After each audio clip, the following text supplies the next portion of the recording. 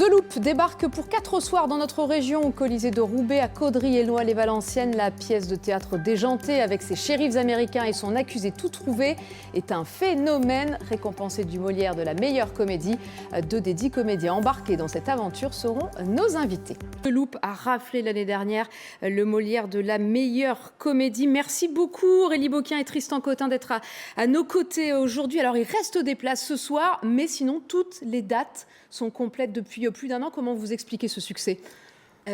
Alors, je ne sais pas si on peut l'expliquer. En tout cas, la recette est plutôt bonne. Je crois que déjà, à la base, il y a une pièce qui a été très bien écrite par Robin Goupil. Exactement. Voilà, avec un sujet assez original et une forme originale aussi.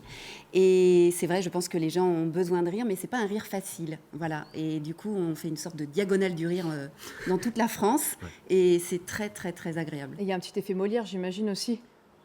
Petit effet Molière en plus, on avait déjà une tournée avant le Molière, mais c'est vrai que le Molière a renforcé ça et que les gens sont toujours plus nombreux pour venir voir, donc c'est chouette. Allez, je vais tenter de résumer. Nous sommes dans une bourgade américaine, un fait divers. Le fils du maire que vous interprétez est accusé de meurtre. Tout l'accable. Alors va-t-il s'en sortir face aux assauts répétés de 2 flics incorruptibles, bien décidés à le faire tomber malgré une avocate qu'on verra dans un instant, Véreuse. Extrait.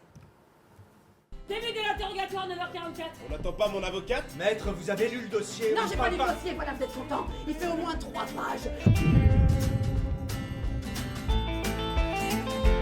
On marche sur les pieds là. C'est moi la victime, hein. Le coupable, ouais. Dressed in pink, don't wanna blink. Ah mais voilà, vous êtes le fils du maire. Oui, en chair et en os. Le maire Mitchell. Oui. Et il a perdu son chat. Et c'est que le début. D'accord. Alors ouvrez bien vos écoutilles les flibustiers. Parce que le téléphone va sonner dans 3, 2, 1...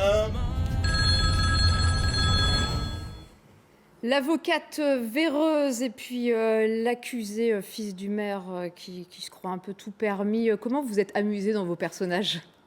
Alors encore une fois...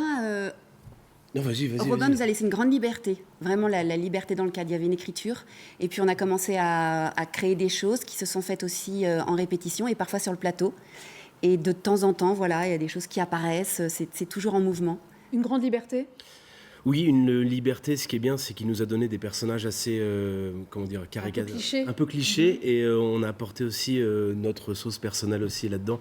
Et c'est à la fois très, la comédie, c'est très dur, c'est très, il nous a vraiment donné quelque chose de très rythmé, un rythme à tenir. Et nous, là-dedans, on a trouvé la liberté au fur et à mesure, mais.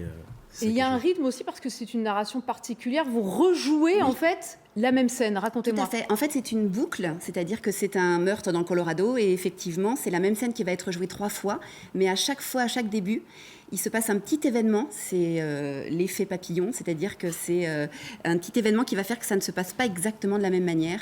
Et c'est de plus en plus fou jusqu'à la résolution finale. Il y a une fascination aussi pour les États-Unis. On a vu ces shérifs d'un temps moderne. Il y a une petite réflexion quand même autour de ce qui se passe aussi sur cette justice, sur les États-Unis en ce moment où c'est complètement à côté de ce spectacle.